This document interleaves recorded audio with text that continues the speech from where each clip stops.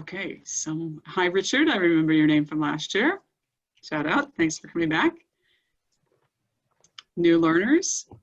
Okay, so we were hoping for a mix of returnees from last year because we spoke about, this for the first time. I think this session was the first time that we covered executive sponsors, both for enhancing the role and enriching the learnings so that executive sponsors were empowered to go do great things for their ERGs, and also for the ERG leaders to understand how to maybe find an executive sponsor and utilize their skills and talents and access and privilege in many ways. So that's what we're going to cover here again, but we put in new materials. So even if you attended last year, the power of coming and getting a refresh and a little booster shot of some new information, as well as the power of connecting you all together as we love to be conveners. So let's kick it off. And Beth, we'll start off with introductions of Beth and myself. So we updated the pictures for our new COVID pictures. So good morning and welcome. My name is Annette Friskoff. I am the Global Head and General Manager of HP Specialty Printing Systems. That means that I run an end-to-end business within HP, everything from manufacturing to engineering to global sales, contracts, and customer support for a group that does mostly industrial printing, but also expanding into life sciences. My team has had the privilege to work with leading researchers in the search for the vaccine against COVID-19 and the virus that causes it, with utilizing some of HP's inkjet printing technology, but applied to life science fluids and drug research. So that's me.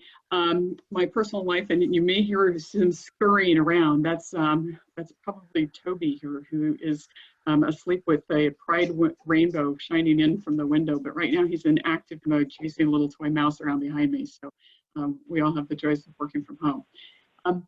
So my wife has dogs, so we're a dog and cat family, and we've been together now for 19 years.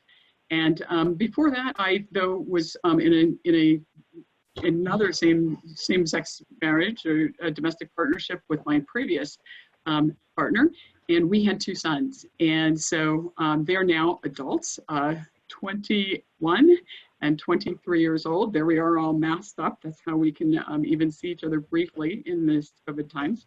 But my journey to become a parent was quite challenged because after we split up, she contested my adoption that had been completed of our oldest son and the in-progress adoption of my youngest son. And I hope no one ever has to go through this again, but it was the case of first impression in the state of California. And after 100 court hearings, and I lost track, numerous Court of Appeal appearances and 2 wins in the California Supreme Court, legal basis of second parent adoptions was established. So that was my journey for 6 years of my life in the early 2000s. And so happily, I'm here to say I prevailed in the courts and have a very close relationship with both of my sons and my new wife and partner of 19 years. We raised my youngest, the boy of contention in the case, for his high school years, and he's now in college. So that's me, just being very, very transparent. So over to Beth, my partner on many of these advancements in the workplace. Awesome. Thank you, Annette. And welcome, everybody. We're happy to be here today. So my name is Beth Miller, and I work in HP's Global Diversity and Inclusion Organization. And when you hear us throughout today, you may hear us refer to ERGs, but also BINs, because at HP we call them Business Impact Networks. And so I run the global program, our Global Business Impact Network program, for all of our 6 different constituencies. Also some other stuff in the D&I organization, but you can see here, family, super important to me. We love to travel. Our travel this year has been very different than what we had planned. So we've been doing some road trips to national parks, which has been really fun. And then just some different photos down at the bottom from work. So I literally have the best job ever. Love my job and love all the people I get to work with and the impact that we're making at HP. So that is me. Let's see if we can get to the next slide. So we wanted to see just a little survey. We didn't do a poll in the platform, but maybe you can click on yes in the over by the chat function. How many of you are executive sponsors of a Pride or other ERG at your company? And I can't see Annette, so maybe, I don't know if you can see how many people are raising their, or saying yes.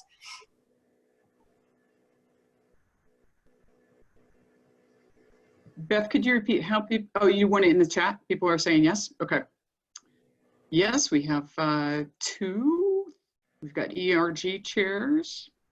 Okay. 3 sponsors, 4 sponsors, 1 from Medtronic, ERG chair.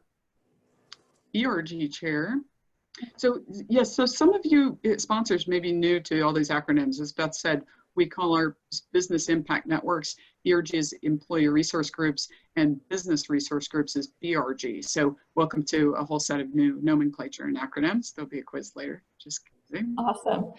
Well, it's good to have everybody here, regardless, you know, whether you're an executive sponsor, you're a leader of a BIN or an ERG, or a member, or just somebody who's interested in, you know, maybe starting one and how you might use your executive sponsors for your most success. So this is our agenda today. So we're going to do a little bit of an overview about HP, because I think it helps when we start talking about what we're doing to have some context about the company and the size and the work that we're doing. We'll talk about impactful executive sponsorship. So what does that look like to us, and what are the tools we use to get there?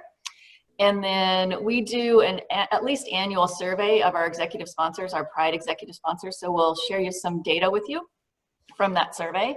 And then we'll spend at least a half an hour or so towards the end with 4 of our Pride executive sponsors from HP. We'll ask them some questions. We'll open it up to the audience, and you'll be able to ask them some questions too, just so you can get a sense from them of what they're doing and what it's like to be an executive sponsor of HP, what's working for them, what maybe challenges they have.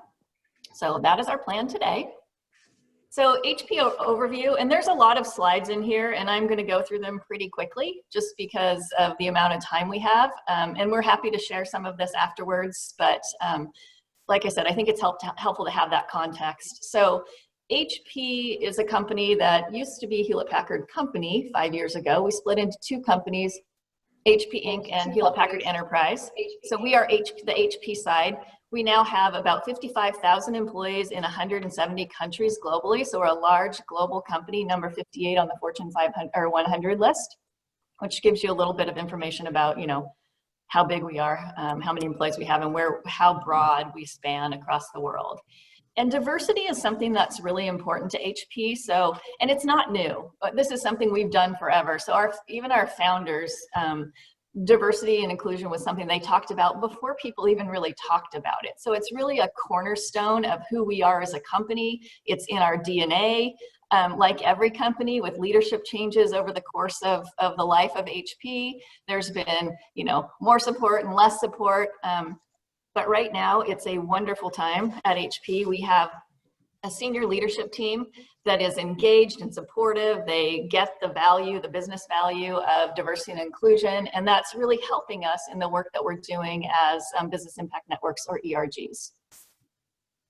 So with the work that we do, we start with our D&I strategy, and we call it our big strategy. So belong, innovate, and grow is what we base our D&I work in. So we want to do things to make sure everybody feels like they belong at HP, because then they can innovate, right? They can do their best work. They can be who they are at work, not worry about other things, but really concentrate on the work at hand.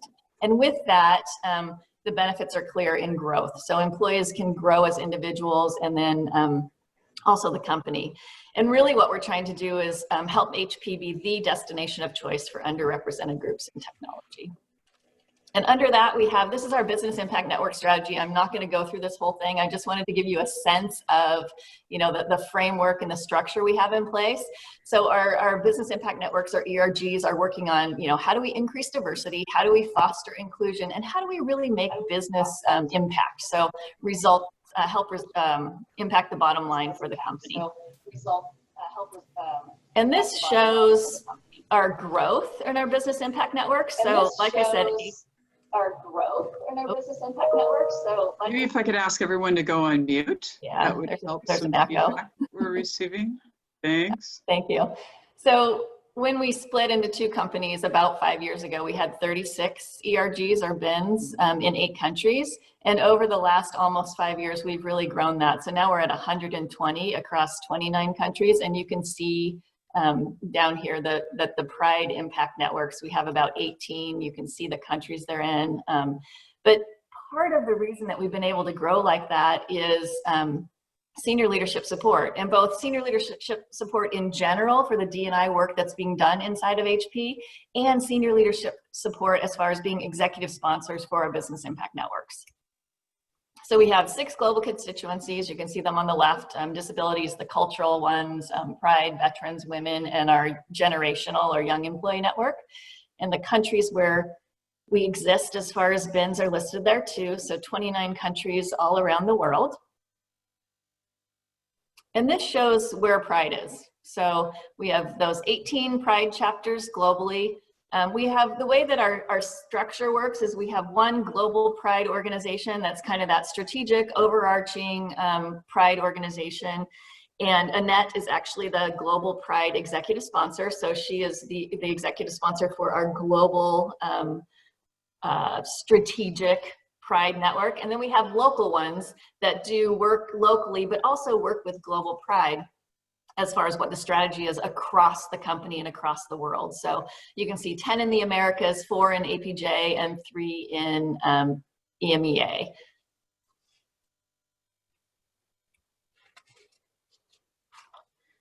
So when we talk about impactful executive sponsorship, we view executive sponsorship as being super important for our Pride bin success and all of our bin success.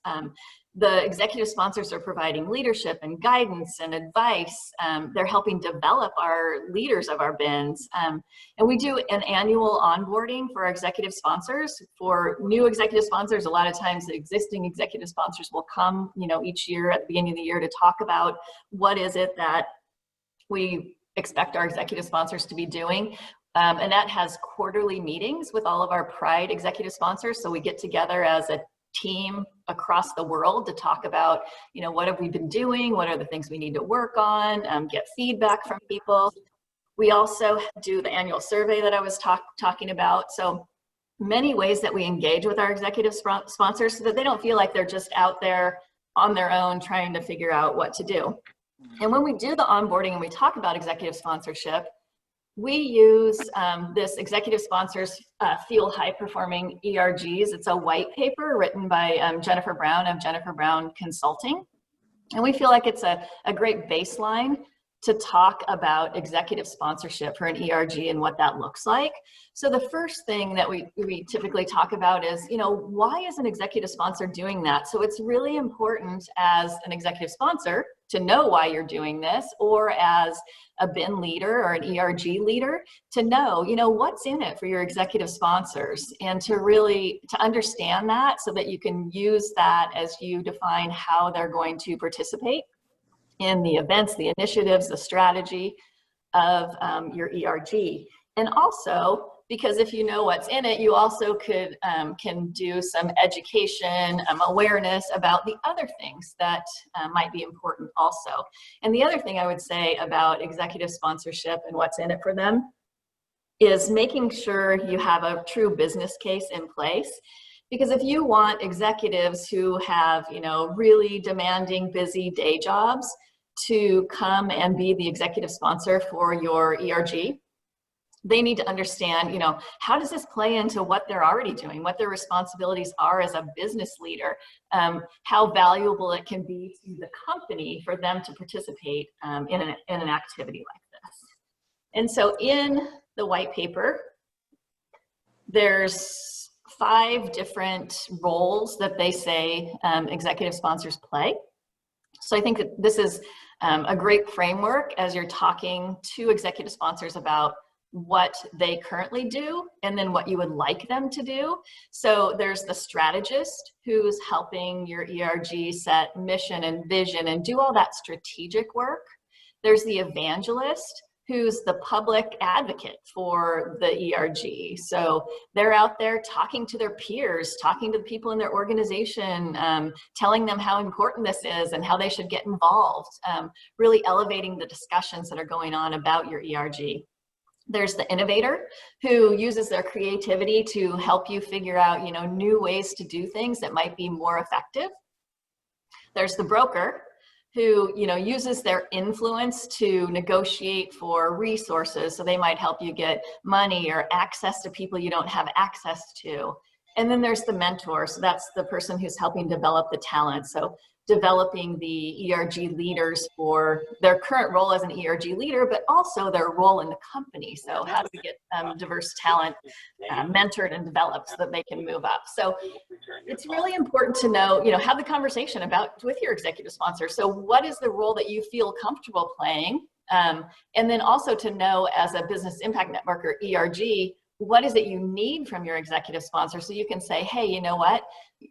The role you've been playing is strategist. Yep, we agree with that. It's fantastic. And we feel like we have this great strategy in place. But what we really need right now is we need an evangelist and a broker, because what's missing for us is somebody who's out there in the organization really talking up our program, really, getting their peers involved, getting the people in the organization involved, and helping us get the resources we don't have to do the work we want to do. So this is a really good structure and framework to be able to have the conversation with your executive sponsor about, what they're doing and what's needed. And so the last thing I will talk about before we take some time to do a little activity is what we look for when we select executive sponsors. And so, high performer, right? History of contributing to the organization. Credibility is super important. So, business credibility, credibility with other senior leaders or leaders higher in the organization. That strategic thinker is really important, because a lot of times our business impact network leaders, they may not have roles where, they're defining strategy for an organization, but our executive sponsors do. And so they can help up-level the thinking and really get the business impact networks or ERGs focused on some strategic events or initiatives. People developer, super important, because one of the things that we say, like I've said before, that a business impact network does for a business impact network leader is helps to develop them for future jobs that they want. A team builder, so helping build that team in the business impact network or ERG, and then a strong desire and passion to serve others. So we often talk about, D&I work. It's if you're doing it right, it's not about me, right? It's about the greater good for the organization, for the people, for whatever group you're supporting. And then there's some other qualifications there, like facilitation and team building and delegation. And one of the things I would say about our executive sponsors is that in the structure that we have for our global business impact networks, we have a global diversity advisory board. That's a group of executives from around the world. So different regions, different functions, different businesses, different backgrounds. And they are the executive sponsors of our global BINs. So there's a connection between who is the executive sponsor for those global BINs and the D&I work that we're doing as a company, which has been great. And then for our local BINs, we ask that executive sponsors be a director or above. So at the executive level, because they have, they have some capital from the role that they have that can help the BINs do the work that they need to do. So with that, we are going to do an exercise. So we're gonna have you just on your own right now, grab a sheet of paper and write down one major initiative that your ERG you have planned to deliver this year. So it can be anything. It's going to be the basis for, thinking through what your executive sponsors are doing and what you might need them to do. So just pick one initiative, and I'll give you just a few minutes, a few seconds or so here to think about what initiative that is. And then the second thing I want you to do is, for that initiative, what role do you need, you, if you're the executive sponsor, or your executive sponsor, if you're not the executive sponsor, to play to make sure that that initiative is going to have the maximum impact? And there might be more than one. But think about, you know, the roles I talked about and what you need them to do. So I'll give you just a minute to think about those two, write a couple of things down. Beth, maybe land a minute back on those roles. So if people forgot what those roles are, they can be looking at that slide. Yeah. And some thought provokers coming in from the chat are Richard's mentioned updating company policies for trans employees and training for supervisors. Beth Pilgrim has shared driving racial equality or equity and pride being impactful allies. Pipia, if I'm saying it right, implementing self-ID. That's certainly top of mind for a lot of companies. Yep. Vicki Frank, thanks for sharing. Allyship program training. We have just in HP revamped all of our allyship training materials on our internal website, and it's really so Vicki and Barbara really encourage you guys to do that. It's yielded a lot of engagement and a lot of learnings for folks, and really pulled in a lot of people. It's a safe place. You know, you can go to a website if you're an ally and you're new to this journey, but you want to help. Putting a lot of materials up in a very easily digestible format can really help people jump on the train and join us all. Okay. We're also in that process of self-ID, and executive sponsorship was key to get approval for that. So. And a strong ally advocate, which was Beth in this case. Okay, so if you wrote down your initiative and what role you or your executive sponsor need to play, also jot down a couple of things about what actions you think need to be taken to prepare either yourself or your executive sponsor for that role. So what's it going to take to get them to play the role that you need them to play? I'll give you another minute or so to do that, and then we're going to put you in breakout groups so you can chat with somebody else about what you wrote down.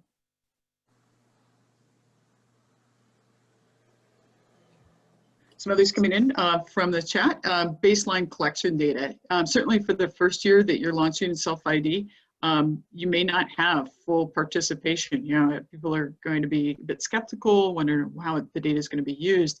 But getting that baseline started is something that we found in our research is very important. We've got a new Pride ERG forming, so getting that kicked off. So I'll say also that a lot of folks are on different maturities of their ERGs. Some are just starting, some have been around for decades. Like the case we at HP, we've been having an active ERG since I think 1986. Is that right, Beth? Yep. Then we do, but we've had at least one since then, but we have new ones too. So in the last, couple of years, we've added other ones. So Singapore is new, and India relatively new. So. That's a good point. So you have within your population of your global sites, you'll have very different maturity levels of your ERGs.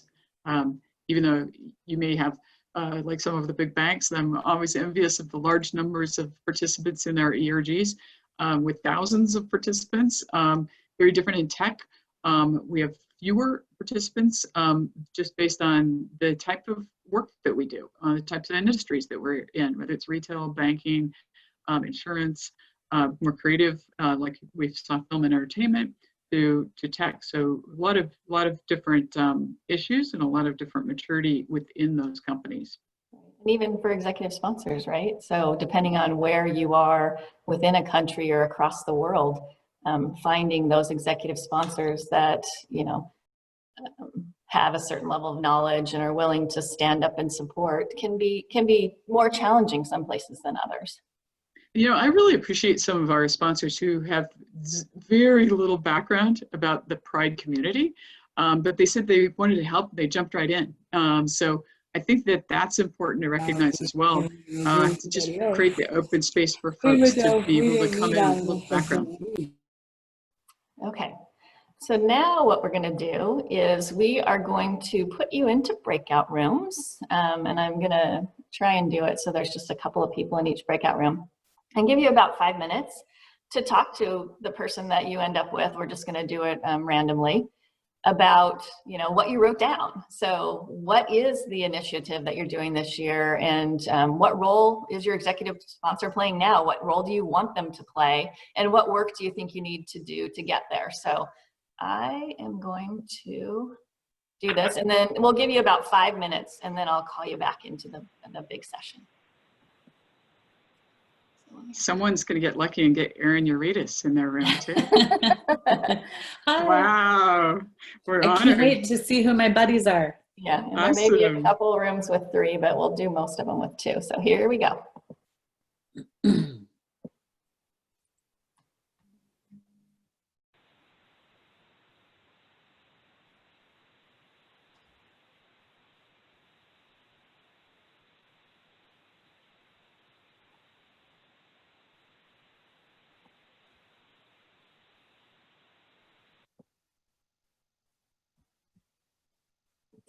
Did you get the invitation to your breakout room, Annette and Giselle?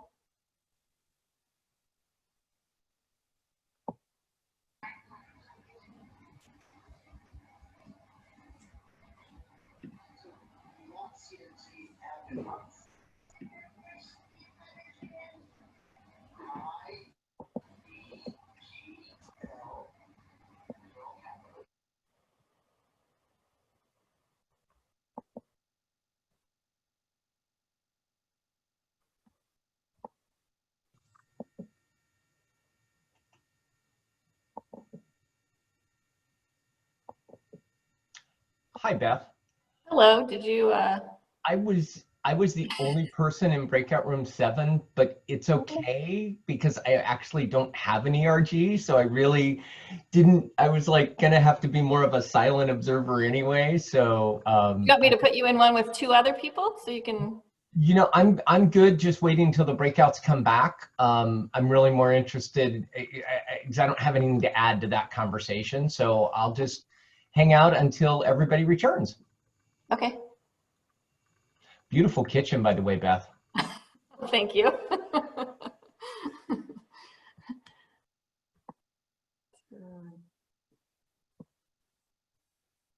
So you're in Palo Alto or close if are you local to Stanford if you're a professor there? I live up in the city, so. Okay. Yeah, and where are you, Beth? I am in Corvallis, Oregon. Hey, Christina. Oh, hello. Did you just join us? I just popped in. Okay. We're in breakout sessions right now. Oh, no, my computer froze in the other breakout room. Oh, okay. Let me find you on here and see how I put you back. Just a Do second. you remember the breakout room number, Christina? 17. 17.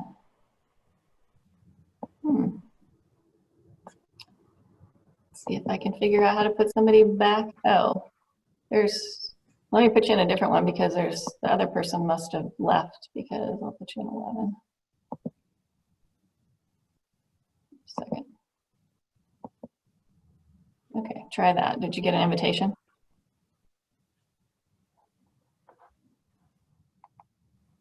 I don't see one.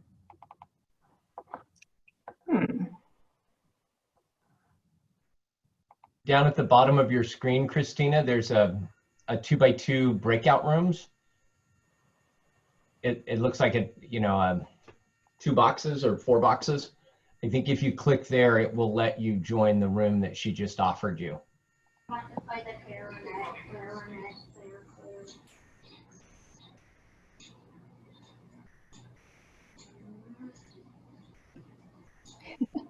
But then the person that was in that breakout room left because there was nobody in there with them, I think. Let's see here.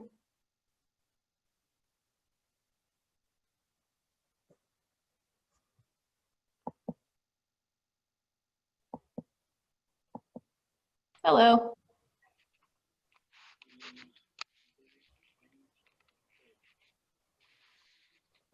Eileen, did you not get in a breakout room? I did, but nobody joined, so. Oh, here, let me, it's the problem when people, No worries. let me put you in with Christina, because I put her in one. And then the person she was in there with left. Here,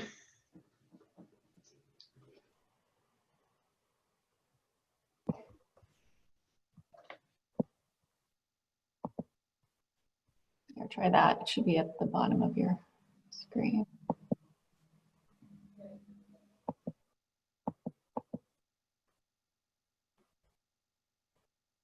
Did you get the invitation? No. So if you go down to breakout rooms. Oh, there it is. Got it. Thank you. And those of you who aren't on video, do you want me to put you in a room? Are you okay? Herschel. Do you want me to put you in a room? Herschel? Sure. Okay.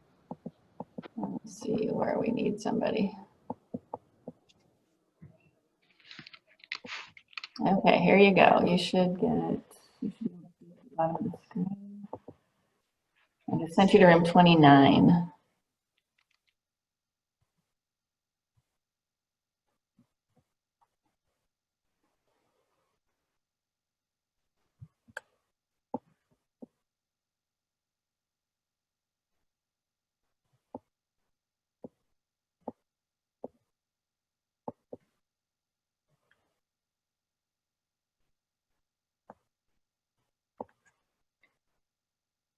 Hello. Did you want to join one of the breakout sessions? I'm a very late joiner, I'm sorry. So I will do whatever I'm told to do. I'll put you in one. There's only another minute or two left, but I'll let you join one and you can see I'll what they're. freak them out. Yeah, so there you go. You're going to room 2.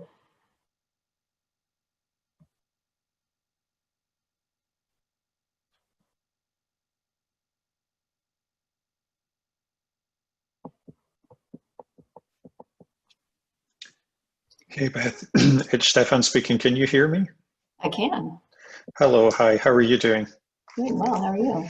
Yeah, I had terrible technical challenges joining this because Apple actually blocks the use of Zoom on desktop. So, Oh, yes, it was just one of these things. It sounds like the breakout rooms are about to end. So I'll just stay here with you okay. and rejoin. But like I said, Apple definitely isn't making it easy for us to use Zoom. Okay. I'm actually going to call people back now, so they'll be back in 60 seconds. Thank you, Boeing Beth. has similar restrictions, so I've actually been using my cell phone. Oh, no. Yeah. Yeah, Because I actually if you have, switched I'm onto assuming my you iPad. have an iPhone, you can get the Out and Equal app, and it is a little cumbersome. You have to copy the Zoom address into Chrome to open through the Zoom app. Every good burger. But it's a Yeah. workaround. Yeah, thanks for that. I eventually worked that out on my iPad and it was not easy. Thank you. Everybody should be back in about 27 seconds, it says, and then we can chat as a large group again. Every good burger deserves fries. Because you know what it is.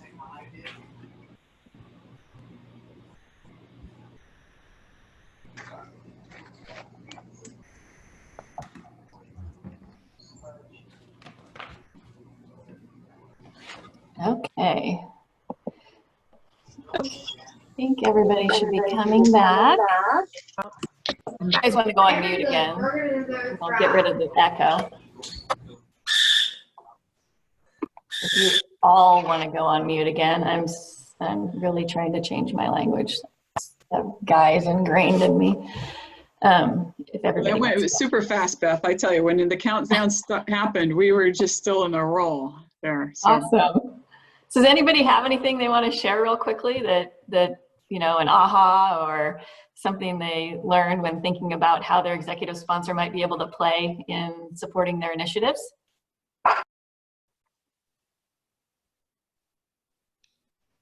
Hey, I'll Just jump go off in. mute. Yeah, go ahead. Hey there, I'm Daniel. I'm co-chair of Pride at Apple, SCV Cupertino for Apple. I find that it's pretty easy for the Pride membership to drive a lot of action at the ground level. We have a lot of young people who join our organization and are super eager.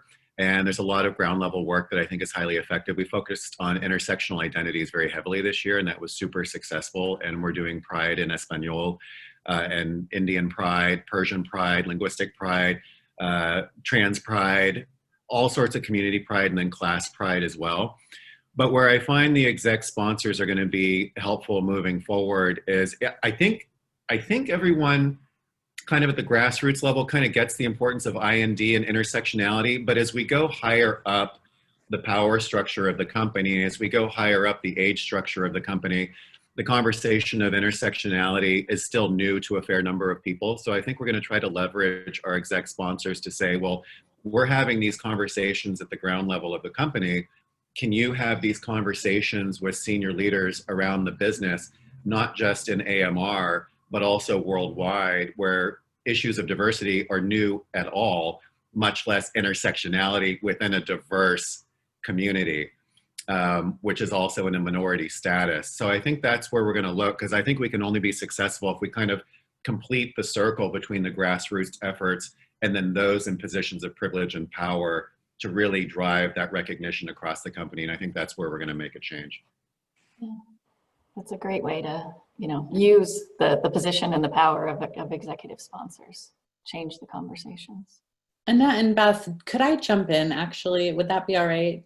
Sure. Yeah, absolutely. So, HP did not ask me to say this. I'm not a plant in this session, but I really have to share something because I think it's really illustrative of a wider trend that we're seeing this year, especially with COVID, with Black Lives Matter, with the economy. And that is this role, Annette and Beth, that we're seeing executive champions play in creating a space for people to be really authentic about the difficulties that folks are going through. So for you all, when you lost that HP employee, and for example, there was an HP employee who was tragically killed, and I saw you all create this space to have this beautiful memorial that the LGBTQ at the Pride Network convened. But I think that was a really good example of something, of a role that I think years ago, you would not have seen this happen in companies where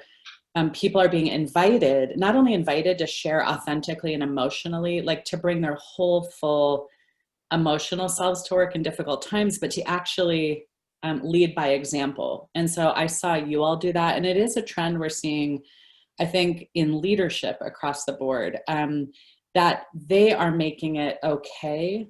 Because I think in difficult times, people are still looking around like, do I need to come to work with a straight face about this and kind of buck up? Or can I also be like share? And we're still looking to executives and executive sponsors like you all. So it is a trend we're seeing when we all interact with your companies. And it's just it's really beautiful. So thank you for that.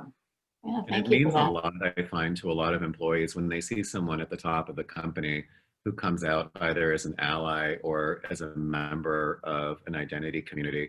We have people who are just starting their careers and they could have never imagined being so out, and they may not even be out themselves, or their identity may not be public, but to see that they have the support at the highest levels of the business changes the lives of people that we don't know and that we may never meet and that may never join our organizations, but it may send their career on a whole other path, knowing that they're empowered and we've got their back if we ever need to step in that role.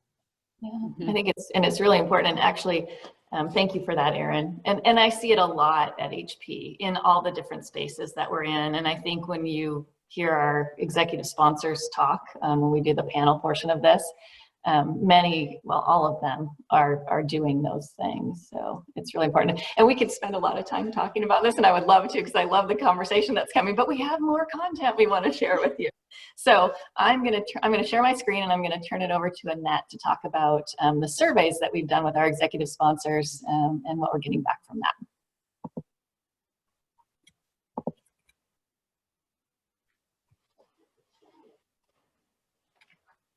There we go. Okay, my screen switched and it was like, ah. So transparent moment there as well. Okay, so every year we have been surveying our executive sponsors in part to prepare for this session. But what a nice dividend has been that we've gotten to understand their journey. And so we want to share this out. And we have the panel will follow this and you'll get to hear directly from them. Okay, let's roll. Next slide. So why is it important? You know, surveying is so easy now with SurveyMonkey, and you can just throw something up and get the information relatively quickly. We look for where their geographic location is. We're looking for we're looking for case studies and like what's working well that we can share those learnings across. As Beth pointed out, there's a personal element. Why is somebody volunteering to spend their extra time being an executive sponsor? So we want to understand what motivates them, because obviously that's a great match if you're delivering on what someone's personal goals and aspirations is to what the needs of the bin is. That's a really great partnership.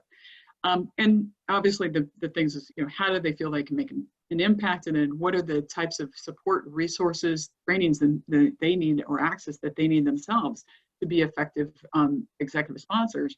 We provide this information to the executive sponsors in summary form so they can compare and see what journey they're on compared to their peers as sponsors. But also we share this information then through our global pride bin and then cascade that down to the leadership in all of the regional bins. And then the leaders in the ERGs are learning better how to engage their sponsors and recognizing in some locations there's a big hierarchy gap, right? And it's intimidating for some lower level employees to ask for a favor or to engage or even have a conversation with their sponsor. And so we try to close that gap. We're all here, we're all people. There was, to Erin's point as well, there was a really interesting insight that someone shared in a workshop that I participated in yesterday. We're now in this virtual setting where we're all equal little tiny squares on a screen. I think that's a very exciting what's the word I'm thinking? Equalizer, thank you. Because now, in the work setting, there's visual clues of who's got the most power in the room, and there's deferring. Here, if you've got 9 Hollywood squares on your screen, it's much easier to bring in the more silent or introverted voices or lower level employee voices so that everyone is heard. So that's something that's been really resonating, because every voice is valid, everyone belongs here. So this has been both helping the sponsors and helping the ERG leaders and members. So what are some of the key things? As the Jennifer Brown research is really guiding us in terms of what are the roles that people play, we wanted to understand how people are making an impact. And so you can quickly look through this table and say, felt that the local support, giving the local leadership support for their activities, it was the area that they felt they were making the most impact. So giving the local leadership support, that's through mentorship, through strategy, through opening access. Number 2 being raise the visibility and recognition. To the point that Daniel just made at Apple is like, as a sponsor, you can have conversations at the higher level of our organizations than other employees can. So leaning in, making this topic visible, bringing the information up, whether it's a conversation about intersectionality or Black Lives Matter and how that impacts our LGBT community. Those are conversations you're going to be entering as an executive sponsor. Now, as an ERG leader and member, you have a stewardship to bring these topics up to your sponsor for awareness, because this is where a lot of impact can be made. So we're going to save on time because I want to get to the panel, but we'll be sharing these slides out so you can digest this data more deeply as well. Okay. And that one thing, when we look at last year to this year, the numbers have gone up. So our executive sponsors, feel like they're being more effective. Like retention of our leaders was one of the issues. It went up 50% on the, somewhat or positive that they're making a difference. So year over year, the trend is good. That's great to hear. Yeah. Just want me to flip through these, or you want to talk through all of them? Either way. I think this one is near and dear to my heart in terms of keeping, you know, as an executive sponsor, as a gay woman, I have access to information now, perhaps more readily available. Now, most of my executive sponsors, I think, if I stereotype, are mostly allies. And so they're not reading the same information that I'm probably reading, or having the same community conversations, or having the conversations at dinner parties with that I would have with my friends who are also gay or lesbian or transgender or bi. And so how do we keep our sponsors informed? And so that's why we kicked off the BIN newsletter. Beth puts a tremendous amount of energy, and it's fun. It's a sampling of information of events that have occurred in BINs across the world. Very inspirational, and you get ideas of what to do locally. And then I host the quarterly executive sponsor call just for the executive sponsors, so that they have a peer-to-peer space for conversation and hopefully bridge building. So if they feel free to contact a peer and ask for assistance or comparison. And then we put together materials for an executive sponsor onboarding, leaning again heavily on that Jennifer Brown content. Beth, let's tag team this. Anything else you'd like to point out? For sure. Nope. Okay. I think the bottom part is, let's do, what's the, this is for the ERGs. This is what we asked the sponsors again, what should Pride BIN's top priorities be? So number one, advance the inclusion of all LGBTQ employees. And then also the opportunity for leadership development. I really resonate with this. I personally, through my 30 years career in business and in technology, have gotten a lot of leadership opportunities by volunteering in employee type of, outside my day job type of role requirements. But to be an active leader in the BIN, in the site, etc. And so I really see that as an opportunity for my employees and my teams, so that you can get leadership experience that you probably formally don't have yet in your day job. And that's something that we can foster as sponsors to create those opportunities for leadership. Okay, now I'm ready for the next page. And these are, so we asked the question, what are the best ways that a sponsor can make an impact, and rank them? These titles, as you see, are the Jennifer Brown titles, or buckets of influence, strategy, breaking barriers, being an advocate, being a connector, just finding, you know, simple things like they need, you know, our San Diego BIN has always done a Valentine cookie decoration event to pull in more awareness across the site. But how do you even get that announced on the site newsletter? So that's some very simple, very tactical things that a leader can help open doors and just get things done. And then also, we know the executive sponsors, like myself included, we're very, very busy in our day jobs. COVID has created for some of us triple jobs, right, in terms of the supply chain, logistics, et cetera. So we're mindful that executive sponsors have a finite amount of time. And so we ask them, you know, what is a barrier? What do you need more of? And what is more time? So obviously we can't stretch 24-hour days further. But I think what we can do is we can make the information more digestible. We can make the specific requests more actionable. And so that work can really be helpful to be more impactful. So rather than going to an executive sponsor and going, oh, we got all these problems, we got, you know, we got this, we want to increase engagement on the site. Okay, that's a big mouthful. That's a big, it could be pre-worked more. So going and specifically saying, we'd like to hold an event. Would you be a guest speaker on July 30th? Oh, okay, that doesn't work. How about August 4th? That's very actionable. So that also saves time. It's pre-worked the request so that we can actually help our executive sponsors create more time in their day by being very specific. More training in the role, of course, that's links to the prior information sharing that we've tried to make the information available worldwide so that we can up-level and provide the information much more accessible. Okay, so let's move on to the summary. Key learnings: seek to understand who's your executive sponsor? What are they looking to do? What's their role? We hope these materials will help you. And Beth, anything to add on that? No, you're doing great. All right. We do so many of these things together that we're partners in crime here. Okay, next slide.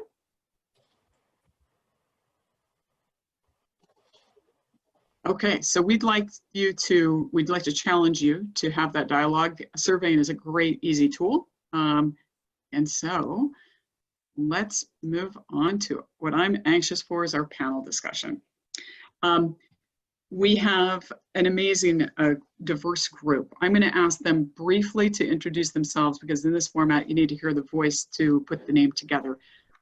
Deb, coming to us from Rio Rancho, New Mexico. All right. Well, hello, and thank you for asking me to be here today. Let's see. I've been with, you can see my title and all that there. I've been with HP for about 20 years, and I've had the opportunity to work at 4 different locations, including Rio Rancho, which is where I've been for 5 years. And I've been part of Pride since I started in Rio Rancho. We have a very active site, and so this was the first bin that I joined. And a special shout out to to Deb. As Erin mentioned, we tragically lost one of our bin members shortly after a summit, and she held the space locally on the Rio Rancho site, as well as virtually. We commemorated his life and Live Like James. I still remember that for many years. So Deb, thank you. You can see it even here, Erin's radar to be personal and making the space for people to bring their whole selves to work. Well, thank you for helping us with that event. I think it helped with the healing for all of us. So it was quite a memorable moment for us all. Okay, and next from Barcelona, Spain, my dear colleague, Joan Perez Paracat. And I'm just so proud of this site. Started from 0 to 10, 0 to 60, whatever you want to say. Tell us about your site briefly, Joan, and what you do. Thank you, Annette, and welcome everybody. So yes, I'm from Barcelona. I have 28 years in HP. I've been doing many different functions. Again, always based in Barcelona, traveling a lot until COVID came and sit as everybody home. I've been always a kind of an intrapreneur. I've been always setting up new things, new businesses, and scaling things globally.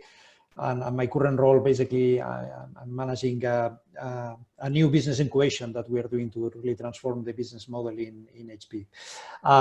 Has been a great experience being part of the BIN and being the executive sponsor, and definitely a very, very active team that in just 1 year and a bit more has really grown and built a lot of allies and done a lot of activities in the area. So great experience. Great. I was so honored to be able to come to some of the events and just the energy that your site had created from really, no bin to overnight super bin. So thank you, Juan. And now we're going to move across the world to Corvallis, Oregon. Barb McManus, very active, very decades of activity on the Corvallis site. And if you don't know where Corvallis is, it's about 90 minutes south of Portland, Oregon. It's a very large site for us and a key of our engineering activities with very deep tech. So Barb. Hello, can you hear me? I had to change my headset. Okay, great. So I've been at HP for 23 years and Corvallis site for 14 of those. And I've been engaged with Pride in one way or another the full time, having my first exposure as an employee and engineer working the Pride Parade in San Diego site and saying, wow, this is a team that I want to be a part of. When I came to the Corvallis site, I engaged with our Pride team. About 5 years ago, I got more involved in more of an amplification role. And so how do we make all the work you're doing more visible? How do we make the Pride Month and activities more impactful? In the past year, I became the executive sponsor of the team. And it's just been amazing, fulfilling work for me. And certainly Not so much of a roadmap was placed when we pivoted to COVID, and how does an executive sponsor best support their team during COVID has been learning pivot. And great to have the support of Beth and Annette and the rest of these executive sponsors as we've been learning that over the past 6 months. And a fun fact, standing behind Barb in this picture, that is one of our largest printers. That's right. That's not a piece of factory equipment, that is a printer. So that is the work that she's oversees all the technical R&D right. for. So that's a $5 million impressive. inkjet printer behind me, but Awesome. not our biggest one. We're taking orders at the end of the call if you want a T1100. But you do have to build a special building just to put it in. That's right. Okay. And congratulations, Barb. I know recently you've been advanced in your job, in your day job, and so you still find time to be an executive sponsor. So thank you for that. And Absolutely. then moving on to Martin Steer, our head of HR for all of our print business across the world. So very strong driving force, as well as the executive sponsor in Palo Alto Pride, as well as Hispanic Latinx Impact Network. So Martin, thank you for being here. No, and thank you for, I apologize for my voice. It doesn't come from, I wasn't at a party and I went to sleep at 6 a.m. in the morning. I wish I would have had that was last year. Are you confessing? Yes, of course, of course. I really miss the face-to-face out and equal. This is my 3rd year with all of you, and really excited to be here again, being able to share my experience as an executive sponsor. I always say that when a week goes by and I'm not connecting with a member of the community, when I'm not talking, when I'm not listening to what's happening on the ground, whether it's physical or digital or virtual now, it feels different and I cannot do my job well. So I've been partnering with Palo Alto Bean for a couple of years now, and I feel a responsibility as an executive to really help others feel that they can bring their self to work. So very committed to our mission, not just at home, not just at work, but definitely around the world. Very good. Okay, and so since we have a mixed audience of executive sponsors as well as ERG members and leaders, I'm going to ask the panel here. First off, what drives you to be in this role?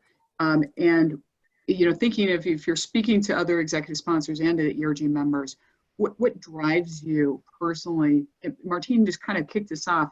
Or what is it that you could couple it with? What is it that you're most proud of accomplishing in your role? So do you mind if I start? Go for it. Thank you, All Deb. right.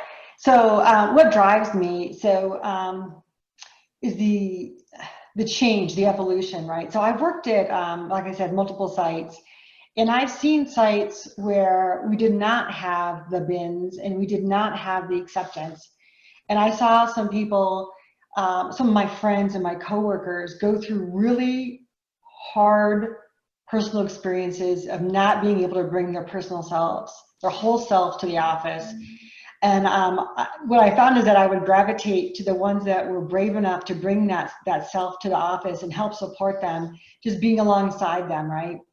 So when I had the opportunity to be at a site that did have a bin and did have the opening of executive sponsor, I gravitated to that right away to be able to be part of that and make that change happen. Which is going to lead me to what I'm going to say is my most proud moment. And there's actually someone that I think was still on here. When we had our previous bin change, we had new leadership come in. And what we found is that we're starting to see folks for the first time go into leadership roles and develop. So they might not have the background or the context of how to be, a speaker, or how to put together a financial plan, or how to put together a strategic plan. So it was through that partnership that I was able to speak more and do some mentoring. And so we've had some really strong leaders come out of that. And so I'm very proud at the fact that we were able to collaborate together and really see some of our bin chairs really just blossom in their roles. Fantastic. Thanks for sharing that, Deb. I think we could say we all, if we're executive sponsors, that means we've had a lot of leadership opportunities ourselves. And this definitely is a space we can provide for others. Yeah, Martin, Annette, let me go next. I think in a very simple way, what drives me really is the frustration and the feeling that many people come to work and they cannot be themselves. They cannot, say what they want to say. That they don't.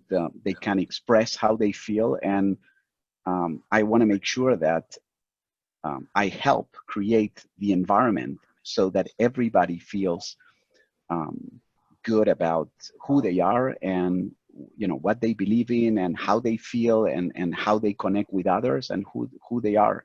In essence, that's what really drives me. And probably a really proud moment was, that I've been privileged to work with our current CEO, who used to run the printing business for many years.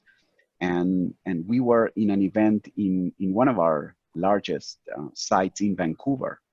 And we had 1,500 people attending, 1,500 employees. And when you are an executive sponsor, one of the things that you are always trying to make sure is that the most senior leaders in the room reinforce how important it is to join ERGs, to participate, because we know that it's a place where people feel that not only they are helping others, but actually they are helping the company advancing and being more inclusive. And one of the things that at the time Enrique said in front of the 1,500 people was, please know that we expect that people join and are actively involved in our ERGs. We call them beans. And don't feel that this is something in addition to your job. Part of the job that we do at HP is also doing and engaging in ERGs and participating and co-creating the culture and creating this inclusive environment. So that was for me a pride moment where the highest level, the person that leads the organization was actively sharing with people leaders, with people managers, that this is something that we believe in and it is valued and appreciated. And that really resonates. That is so impactful, not only to hear that from our CEO, but also to hear what you just said, Martine. Martine, for those of you who don't know, has thousands and thousands of people under him in his HR leadership role for all of print. Now, I'll throw it next to Joan. Joan, you are also very influential across the entire site in Barcelona. I don't know if we can disclose exactly how many people, and I'm probably out of date if you count 3D as well. So 3D printing and large format printing, huge presence in Barcelona, Spain. So throw it to you. So thank you, Annette. So yeah, we are around a bit more than 2,000 people now in the campus. And what motivates me, maybe a bit of background, when the BIN started in Barcelona, before the BIN, basically this community was completely non-existing. Okay, nobody was talking, was really completely hidden. Okay, all the diversity was around women, so it was really a situation that was not normal at all. No? So when the opportunity came to form the BIN, what motivates me really is the intent to normalize the situation, that people can talk, that really we really are open to this community. You know? And I think after 1 year, now you can see rainbow flags everywhere. We really have normalized it, and really people can feel open to talk about themselves and really belong at the work. No? And maybe my most proud moment was we had kind of a difficult start, and especially we had a bit of a bumpy Pride, not this year, but the year ago, with some situations that happened during the Pride week. So I thought it was time to do the evangelist role, as we have seen before. really I write a kind of a very personal mail with my experience, my learnings, and really as a call to action for everybody in the organization to really become allies and to really embrace the cause. No? And that was really a kind of a big moment for the BIN, because we really made a jump on sponsors and allies and really started to normalize the situation. So it was really a nice moment, this kind of a tipping point where you see that really we have moved the BIN to the next level. So that was probably my favorite moment or my most proud moment. It's certainly, it's worthy of a most proud moment. From what I am familiar with, I think people are looking for the specifics, like how did you address some of these bumpy moments? And I know of one of the bumpy moments, and it was about customer visits, and I'll just throw you that line if you'd like to take that, because there were some specific things that you did that I thought were very exemplary and incredible. Yeah, we had a situation at the same week of the Pride Week. We had a customer summit, so sales teams bringing customers. Many of the customers from countries where really those communities are persecuted and are illegal. So it was a kind of a tension moment. There was some employee removing flags. So that was really one of those situations that really clearly put on the table that was something there that was not well resolved. No? So it triggered a whole action with marketing, with HR, with very, very high level on really discussing our policies and how to manage those situations, no? Because was really not fortunate. No? Decoupling from what certain employees did to really try to put the example and put best practices and really avoid these situations to happen again. Mm-hmm. Thank you very much for, taking a stand, creating the dialogue across so many disciplines and stakeholders, and then setting that framework for addressing situations and anticipating situations and getting ahead of it, going next. So fantastic example that I hope others can take from. Let's zoom across the world again, back to Corvallis. So Barb, tell us about something that you've, about your journey on this and something you're proud of. Sure. I think kind of building on what Martin said is I'm a director of an R&D lab, and one of my job tasks is to create an innovative environment. And I need to be hiring and I need to be retaining talent. And so I see this leadership in this BIN, as this business impact network, as totally being a part of my job. That if I enable people to bring their whole selves to work, that is directly impacting my return to the business. So I don't see it as a plus one. I see it as integrated in my job. And it also gives me returns. And because I'm able to create a relationship with our leadership team and the folks on our Pride team, I can have more conversations and authentic conversations that I might be able to have with some folks in my lab. And that gives me better ways to become a people manager. And so I'm not just, there's not just the one difference of me being the cisgendered, heterosexual female ally on the team, but also I'm an older age group. I hate to admit it. I'm a different part of my career. And so when I'll have conversations, authentic conversations with folks on the Pride team, it'll be like, well, I see you're upset, but I need a lot more information so we can solve this problem. And it helps me be a better listener. It helps me be more empathetic. It helps me learn to ask the right questions in the right way. And so then not only can I be a better executive sponsor, but I can be a better manager in my team and create and understand those bridges. And that challenges my biases and it improves my perspectives and it just makes me better. So it's fantastic.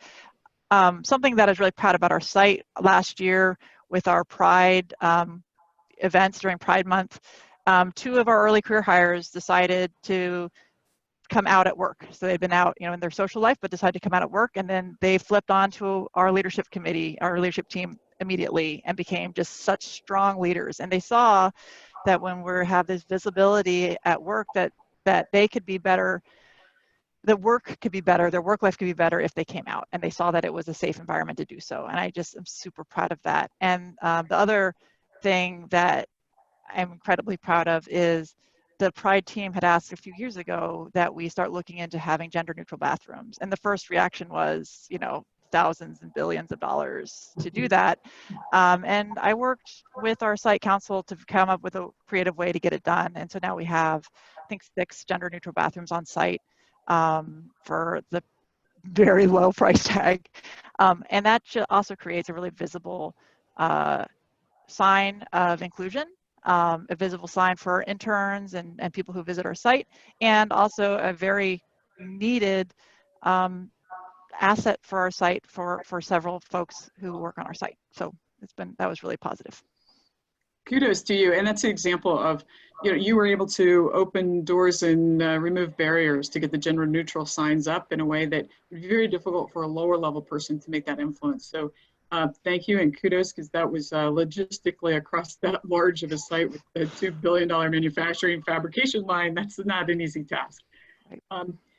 Let me go one more round of questions for y'all 4 of you to answer, and then we will take Q&A from everyone in the Zoom call. So my last question for everyone to answer is, what advice do you have for ERG leaders in how they approach an executive sponsor? So how would you like to be approached, to be pulled in, to take on more help?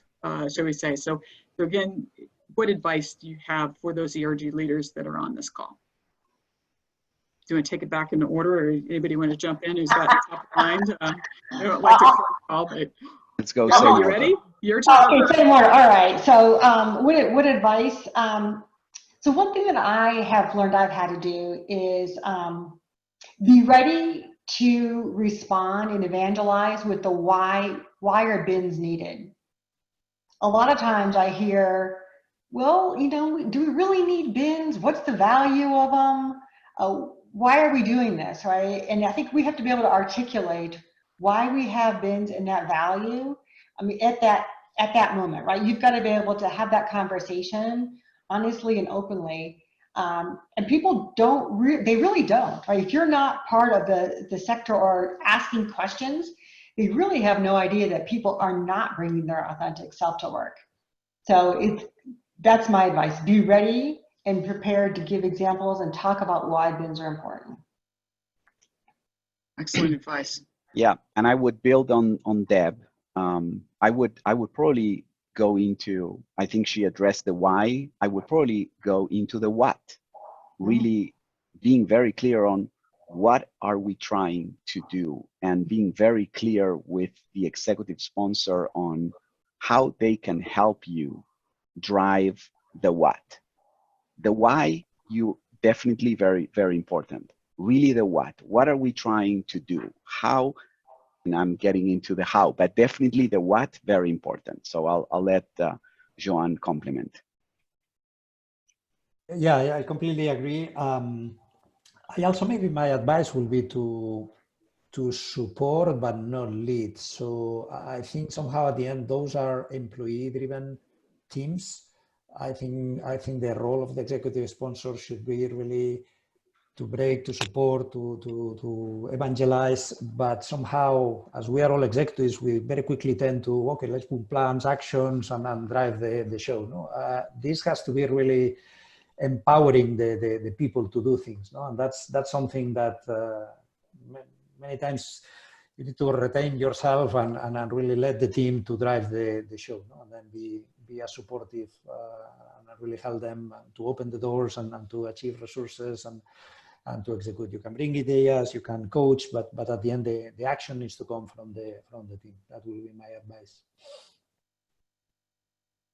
I totally resonate. Oh, sorry, go ahead. Go ahead. No, it's just to emphasize, I mean, as people point out, even those people like a CEO will say, this is part of your job, but yet it is volunteer led. And many ERGs have a lot of turnover challenges. And so empowering so that everyone involved is completely energized and here for their right own motivations as well as the businesses is very important. Okay, Barb? No, I just wanted to really resonate with Joanne, which is as a driver, it's hard to be part of a team and not drive.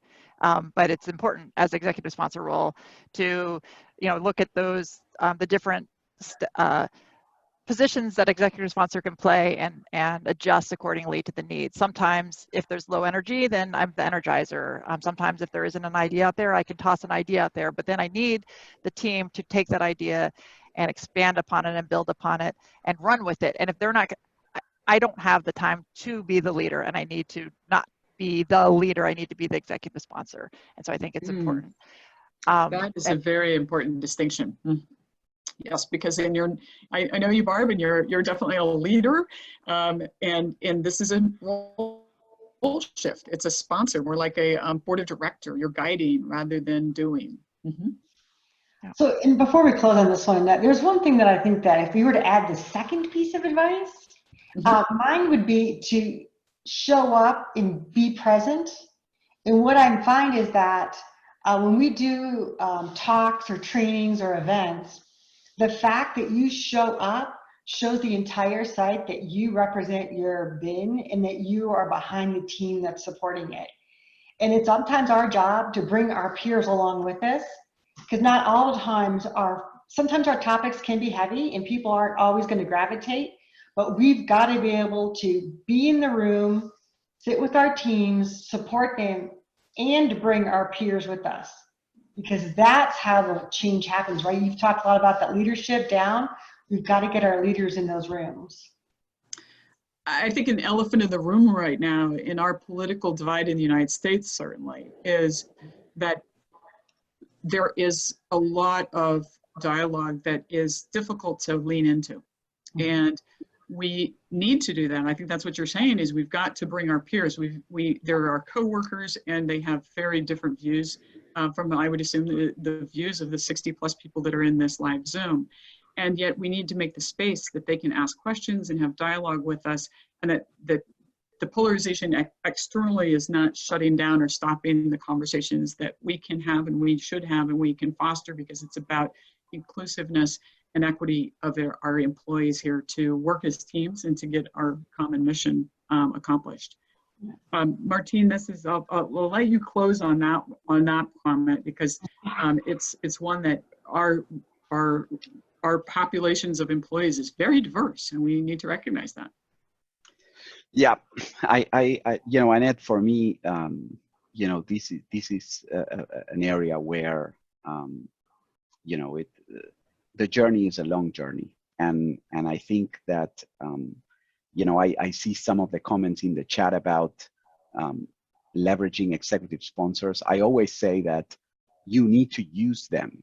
You need to use the executive sponsors in ways that you feel that they are helping you achieve the what, and creating that environment of inclusivity and inclusiveness that you are trying to drive in your organization. And I think that you need to push and get as much as you can from the executive sponsors. And if you are underutilizing them, well, there's an opportunity.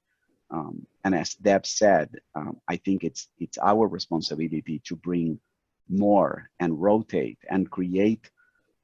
Sometimes what happens is the same executive sponsor stays for too long. And I think that the opportunity there is to create a broader net of executive sponsors that rotate and create more awareness across the leadership level, so that they help you drive and provide the support that the ERGs need. I'll take that as a personal challenge then, Martine. So all the rest of you on the panel, I'm grooming you for taking over my role. Okay, so let's thank you very much, panelists, for your time. And now let's open up to questions in the room. Probably since we've got so many people, Beth, how about this? How about if somebody raised their little hand and then we can call on them? Does that work? There's a couple in the chat already. Okay, you want to start us out with those? Yeah, so one is, if you have an executive sponsor that's not very involved, what would you recommend the first step be to get them more involved, and how do you motivate them and get them excited to help? So I'll go first. I'd say just ask them. ask them point blank. And, you know, Nate, you mentioned this, right? Ask them specific actions, right? We'd like you to do this. We'd like you to do that, or we'd like you to speak, right? And I do think that the involvement is asking them to be involved is what should motivate them and get them excited. They have to make that part of their day. I agree. I think the team has to take the proactive and put the sponsor in challenge, in trouble. No? So I always tell my team is, you guys are not giving me enough trouble. So I really more action. You solved the bumps with the customers and now you need more, right? That's great. Exactly. And there is a chance they're the wrong executive sponsor. I mean, we've found situations where, you know, the person didn't have that passion and interest in doing it. And when we had the conversation, then we went and found somebody who did want to step in and take that. You know, maybe they'd been doing it for too long and they were burnt out. Maybe it was a time in their career when work was just overtaking everything they're doing. So, you know, you also can have that conversation with your executive sponsor. And I think that's the importance of having a global BIN or a global ERG that sits above all of the ERG chapters. Because that way the local leadership, if they're having a challenge with their sponsor, they could pop up to that global level. I could, for example, have a one-on-one coffee chat with the sponsor and say, you know, is this not a good time, or is this not a good match? How can we help? Or maybe, you know, somebody hasn't been making enough noise and asking enough things. So that umbrella level of organization can be helpful and assistive to the chapters. There's another question about what would you say are some of the key accomplishments of the BINs that you are the executive sponsor for?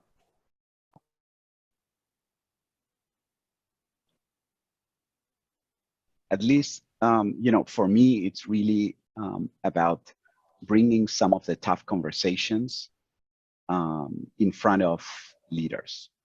I think that that's one of the things that we want to create, that environment where we don't hide from the tough discussions, and I think that's a big accomplishment from the group that I've been supporting, bringing those tough conversations to the table, discuss them openly, and influence. I'll mention two that we've had. One is the ally training. So we've been doing the ally training before it was for several years now. And what we've seen is that the first ally training was tough. And we have several empathetic criers, including me, on our team. And as we did the training, we were all crying. But it was, what's happened is we started it with it, and then there were a few of us that did it, and now it's kind of grown. So not only are the allies growing, but so is the participants in the training. I think that was a big piece of something that I feel really proud that we were able to do. And the other one is we've been having authentic conversations about what pride means to you. And so we've been going around to some of the leaders in the building, getting them to kind of have that talk for the audience. And I'm proud to say we've had some standing room only events, which is good to hear that we've had people coming in to have those conversations. So. I just think really quick, I want to add on, anytime we can create an avenue for people to share their stories is a successful event. And so I think as a sponsor, my job is to try to make sure we get as many people in the room as possible, but it's not my voice. We need to have, the teams need to be sharing their personal stories. And the more personal stories we can get out there and the more people we can have listening to them, the more empathy we can gain and the more understanding we can gain.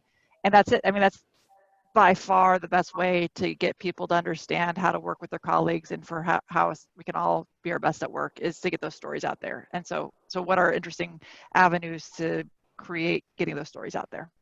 Well, you created a special avenue in Corvallis. I recall that you had members of the community come in and speak as well to complement the stories of your employees who are members of your ERG. That resonated all the way back. My team told me about that event, and that was very powerful because you're in a location in the middle of Oregon, and yeah, there's a university nearby, but you're in a very rural setting. And so that was a very powerful example of how you brought even more stories than what were in the immediate site. Right. In in my case, I think in our case, one of the activities that I really like the most has been really going around. We did a campaign in the universities to try to attract talent from the community. That's thing I think is very, very important on how we really try to bring the young people really from that community. And this is a bit a question on the impact of the BIMs now, or the ERGs. So many times we got a question about what's the business impact. At the end, more and more customers are buying not because of the products, but because of the values behind the brand. And I think these teams are a unique opportunity to really amplify the values of the brand. How employees represent the brand, how employees represent really the values that the brand is pushing. So that's really a big impact, I think. And certainly, we have published our HP sustainability report, and diversity and inclusion and the inclusiveness of our employees is one of the key pillars of our sustainability report as well. So those materials, we could link to that as well if you're interested. And soon to come, the inclusivity report. So a specific report focused on inclusiveness. When is that coming out, Martin? This year. This year. We'll look forward to that. Okay. All right. Beth, any other questions coming up? We just have 2 minutes left, so we probably want to close so we can let people go to their next session. Very good. Do you want to say some words and then I will, Beth? Sure. So I want to thank everybody for coming today. And if you have any questions or want more information, you're more than willing to reach out to me. I'm sure Annette also, the executive sponsors on the panel. And on Thursday, you will see, if you didn't see it already, and what Out and Equal has shared, that HP's Global Pride has been nominated for ERG of the Year. And part of the reason that we are in that situation is because of the wonderful executive sponsors that we have, with Annette leading the global group and people like Martine and Joanne and Barb and Deb being the executive sponsors for our local ones. So it's extremely important to find the right sponsors and then to have the conversations with them about what the expectations are, because they're making a huge difference for us at HP. Very good. And I'll end on a very key theme that Erin brought out, which is creating the space so that we all can personally share our stories and personally have nothing barring us from doing our best for our organizations to thrive and be awesome employees and contributors. So when I joined the workforce, I joined as a CPA in a big firm in New York City in 1986. And I remember working in very small little conference rooms, and the news broke that one of the partners of my accounting firm had been murdered by a man. And it was pretty clear.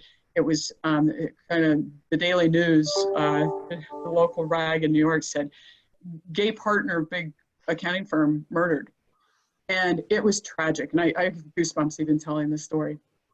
And the partner I was working for said, well, he deserved to be murdered. He was gay.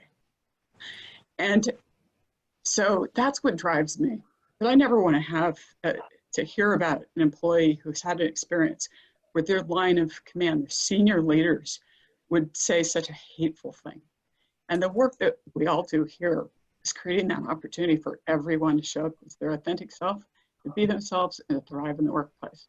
So you can see I get choked up when I think of the journey that we've had, and then to hear Martine tell the story that our CEO, Enrique Lores, is saying the work on bins is part of your job. I mean, wow, the progress that we've made is tremendous, but yet the progress that we have ahead of us is even more tremendous because of the political divide, the divisiveness of how we keep getting put into kind of smaller and smaller echo chambers, and we need to break out of that. So that's personally what fuels me.